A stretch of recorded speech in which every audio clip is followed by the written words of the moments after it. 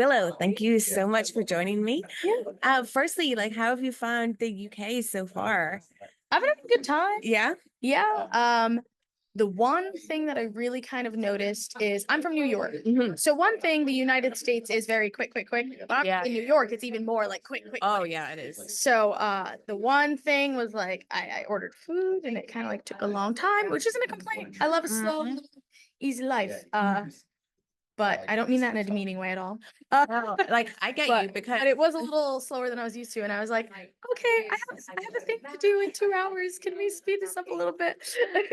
I'm from here, but I recently moved to Toronto. Like I just come back. When I order a DoorDash in Toronto, it's like I don't even have time to get ready to go downstairs. Like it's there within like 10 minutes. Yeah. Like, so quick, and you just can't. Like I can't believe it. Like how fast it comes. What has it been like working with the Stone Pitbull? So he is as he seems. He is a man of, well, I don't want to say he's a man of few words. Yeah. You know, there is a bit of a language barrier, which makes that kind of communication a little bit hard. Yeah. But I've learned a little bit of extra badassery from him. I've picked up on that. I think he has a great spirit. You know, the conglomeration. We do our promos. We're talking. We're having a good time. Doing a little group think. And you think of Mark Briscoe and Kyle O'Reilly. They got this funny dynamic. But Miyoshi and Ishii are always just like, you guys, you're so funny. So it's nice to have him there for that. But going into the match, I really am trying to channel that badassery and have that come forth. So you had a feud recently with Mercedes Moné, and obviously you previously had the New Japan Strong match where she got injured, and you won the title. So what was it like when you knew that Mercedes was coming into AEW? Were you thinking, I'm going to be the one that gets that feud because of this recent history? I mean, honestly, when she first came to AEW, I was trying to win the TBS championship away from Julia Hart. Yeah. So that's where my focus was. I thought it was cool that she was coming in, but I was focused about myself. And she came in and made it clear that the TBS championship was also in her line of sight, and that was what she wanted. Which I took, like, the big thing about it for me is, yes, I understand she was coming in with all of these accolades and all of this attention, but I was like, oh, you're just gonna cut to the front of the line and call a championship shot, just like that, huh? So it really, if anything, rubbed me a little bit of the wrong way. So when I did win the championship and I felt like I already had a target on my back from her, I was like, I get it. You know, we have our beef, we have our history, so we have to sort it away. And since she has unfortunately beat me for it, I think she's been doing a great job. And so I'm upset. But I know I'm coming back for gold one day, whether it's the TBS championship or the AEW World Women's Championship. My sights are set on it. It is not the end of my championship line. Yeah. Are you do you watch Buffy the Vampire Slayer? So I have watched some Buffy the Vampire Slayer in my day.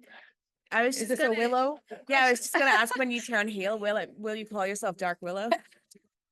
We'll see. All I am is authentically myself when I go to the ring. So, well, we'll see. Maybe That's why I'm number one. Maybe. I mean, sadly it's ended, but like you were paired with Stokely Hathaway.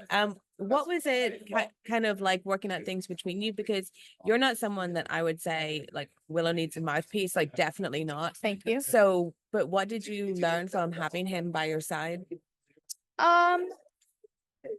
He's an angry man who doesn't take accountability for his own actions, but he could tell a good joke. Yeah. He is a humorous fellow. And so I learned a little bit about that from him. I carry that with me and I direct it now back towards him. You have the CMLL championship? Correct. The CMLL World Women's Championship. Okay, so what was it like winning that? Because it feels like it must have been kind of a quick decision because Stephanie Vaquer ended up leaving. Yeah, I mean, Stephanie is an absolutely amazing wrestler.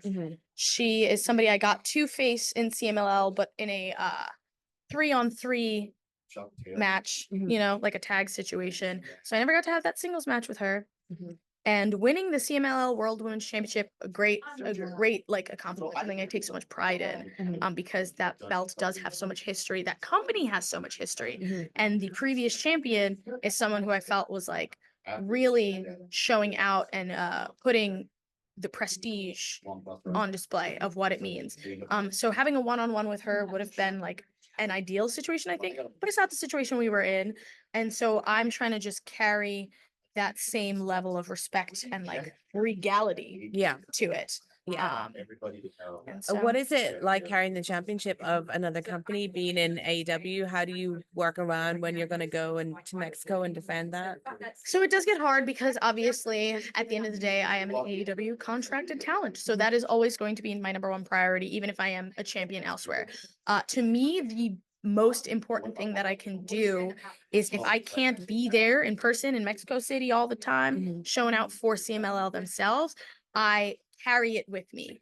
So I will always name drop them and say, hey, I'm representing CMLL because they have amazing women wrestling down there, and I get to carry that flag for them right now. You know, it's not something that I have to do; it's something I get to do. I'm very proud of, and I'm excited to. You know, I plan on being champion for a really long time. So hopefully, I have a few trips to Mexico coming up. You know, I want to keep visiting them. Something I think about sometimes is your like series of matches that you have with Jade Cargill. And I just really felt like you were gonna be the one to like vanquish her. Oh, what a good word of vanquish her. I know. And like it didn't happen. Like they were obviously telling a much longer story with her where she would hold it for so many days. What was it like? Because that was kind of like your first big feud, and it really like got over your positive character. What was that like? Jade is certainly an intimidating figure. Mm-hmm. She was our first TBS champion. And when I look at the lineage of that title, I really just think about strong women who have kind of found themselves through it, right? Like that was her first big thing that she did in professional wrestling. Yeah. And then Chris beat her, you know, have my feelings about Chris, but she was a great TBS champion. She was going out there putting on matches week in, week out, proving how great she was. I think she was a great flag bearer for the women's division. Julia Hart, you look at right after that, somebody who was really coming into her own, who was newer to wrestling, I think only maybe 2-3 years in.